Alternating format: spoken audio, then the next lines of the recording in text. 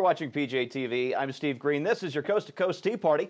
Last time we spoke to Tim Burns in Pennsylvania's 12th District. Today we journey deep into the heart of Obama country, Illinois' 9th Congressional District, where one man is brave enough to take on the woman who might just be the most liberal member of Congress, Jan Schakowsky. And that man is Joel Pollack, and I'd like to welcome him to the show. Thanks for joining us today. We're doing great. I love doing this stuff, meeting citizen candidates. It's the best part of my job. You know, I was doing my research earlier this week, and even by blue state standards, Schakowsky is just really far out there. So I guess the toughest question I can ask you today, can you name just one dumb idea she isn't for? Not really. She has tended to be on the far left of the political spectrum, and that's not me saying it. It's National Journal, it's GovTrack, so she's definitely far out there. But our district is not that kind of district. We are actually quite a diverse district, people with many different opinions. And the Democrats here are also quite internally diverse, but many are Clinton Democrats who like the idea of free markets, like the idea of high growth economies, creating jobs and things like that. And that's not where she is. She's into high taxes, high regulation, and high spending. Yeah, I want to get back into that in just a couple of minutes here. But I was looking through your biography, and I'd never heard of you until a few weeks ago when I ran into you on Twitter. So can you tell us a little about yourself? Well, I grew up in the district. I was actually born in South Africa. My parents came across when I was 8 weeks old, and I grew up in the Chicago area. Went to Solomon Schechter Day School, which is a Jewish religious school, and then I went to Niles North High School, a great public school here in Skokie. And after that, went on to Harvard College, where I majored in social studies and environmental science and public policy. And I was in the College Democrats. I was very left-wing. I worked for Democratic politicians here in Chicago. And I won a Rotary Fellowship. And Rotary sent me to South Africa, as fate would have it. And while I was there, I had some really interesting experiences that caused me to start questioning some of my former political views.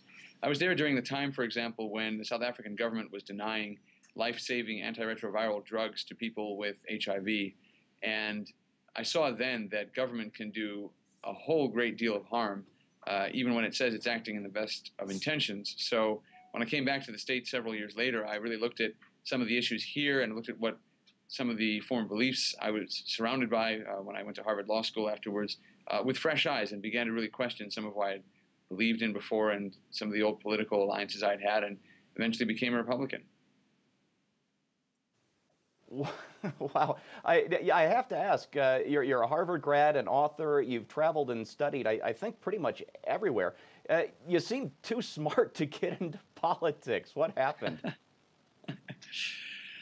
It's not about brains, it's about passion. And I really just couldn't stand to see the economy in my district collapse the way it has. We're leading the Chicago area in foreclosures. If you drive down the streets of our neighborhoods that used to be filled with businesses, you see just a lot of empty storefronts, a lot of vacant lots. And everything that's happening in Washington right now and everything my opponent is voting for is making it worse. The week that she co-sponsored a new regulation bill for the cosmetics industry, which is really over-regulation because there is enough regulation already that could use maybe an update but doesn't need a whole new bill.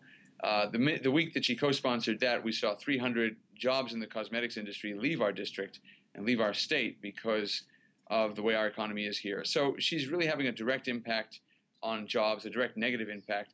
During the healthcare debate, she said she wanted to put the private insurance industry out of business. That's up to about 100,000 jobs in Illinois. So she's really put jobs at the bottom of the pile of priorities, and I think has tended to pull the Obama administration, along with other folks in Congress like Nancy Pelosi, further over to the left. And I think that's part of the reason we're in this spiral downwards that we are right now. Yeah, you know, the 2008 was a change election. I think this time it's going to be all about jobs. But I want to get it. There's something I have to show you. Your first brush with fame was a YouTube video where you were going mano a mano with Barney Frank, and he hardly let you speak. You know what? Let's show everybody a clip from that, and I'll have a question for you.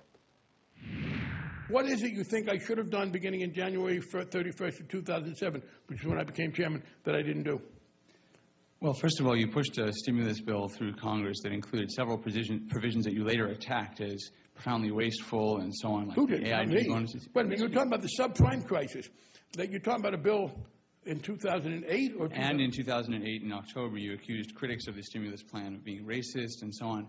No, excuse I'm me. still waiting for a very And simple answer to your I'm question. waiting for you to tell me what you think I should have done. I didn't say they were You're racist. a public representative. I'm a student. Now, Frank's a pro. I've never seen him sputter before. What do you think got him so angry? It was just a very simple question. I said to him, how much responsibility, if any, do you have for the financial crisis?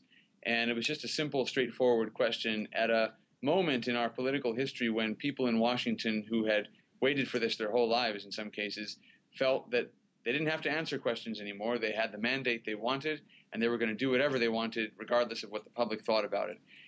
And there were a lot of other people at the same time getting into public debates like this, getting shot down or getting investigated in the case of Joe the plumber and things like that. And it just resonated with people because we just want simple answers to straightforward questions. And obviously there are people in Washington who don't want that.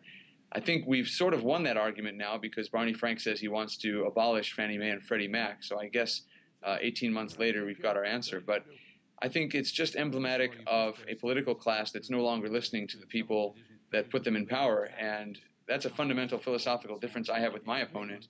I believe that the role of a representative is to represent the people in Washington and not Washington to the people.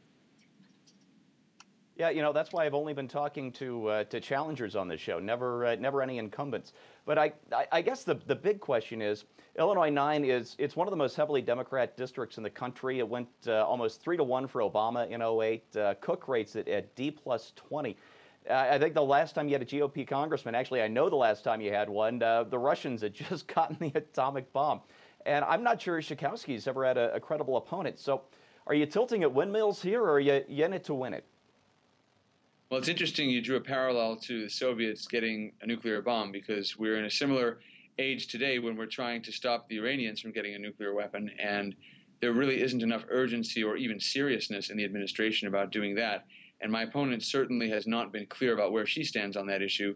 When she was asked point blank, would you support a military option on Iran, she really didn't answer and still refuses to. And of course, her answer would probably be no. She's one of the most anti-military, anti-war, when war is necessary, members of Congress.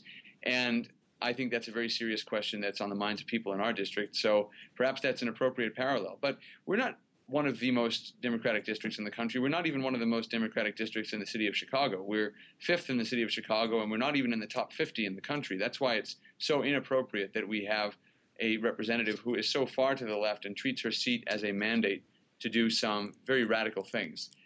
We are just going to go out there and appeal, as we have been doing, to Republicans, to independents, and also to Democrats. And our big fundraiser this past week with Representative Paul Ryan was chaired by a lifelong Democrat. And we've also had endorsements from Democrats like Alan Dershowitz, who I came to know at Harvard Law School, but who also is very concerned about the directionless of the Obama administration's foreign policy. So we're picking up people who are concerned about foreign policy issues. We're picking up votes from people who are concerned about jobs in our district and who know that the stimulus didn't work and that we can't keep borrowing, taxing, and spending if we want to get out of the mess we're in right now.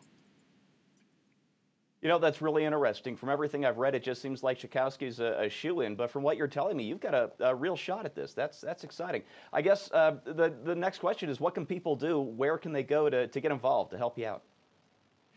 Well, you can start at our website, www.pollockforcongress.com, or you can visit us on Facebook at Pollock for Congress, which is on Facebook. And really, just spread the word, tell people about it, tell people to visit our Facebook page, and anyone you know in the district, get those yard signs out there. I think we're doing very well in the battle of the yard signs in the district. We're very visible. And people who want to host events for us, whether in the district or out of the district, happy to travel and talk to people, answer questions. Of course, it's better if you're in the district because we really are focusing on the ground game in the 9th District. That's how you win elections here in Chicago. You've got to get out there face-to-face, door-to-door, and that's what we're doing day in and day out. So I do think we have a very strong chance. We're seeing a tremendous response from the community. There's nowhere in our district we're not going. We're out there in the Black community, the Hispanic community. We're out there in all the different religious communities, and we're just reaching out to every corner of the district to find those folks who say, we've had enough of this, it's not working. We want to send a signal to Washington, and we want better representation in Washington. And those are the people we're reaching, and that's why we're succeeding, and that's why I think we'll win. I can't wait. One last thing. You have Vivica Fox, who's just one of the prettiest girls in the world, joining you for an education event on Labor Day. How did you get her? What's your secret? I have to know.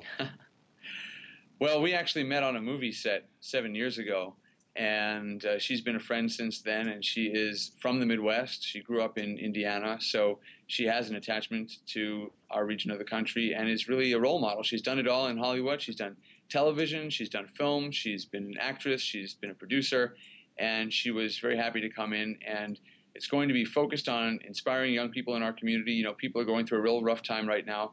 There's a lot of crime in Chicago. It's one of the areas of the country where crime has gone up, and we need to let kids know there's a way forward, stay in school, work hard, and there's no limit to what you can do. And so she's going to bring that message. We've done a lot of events like that where we have focused on serving the community.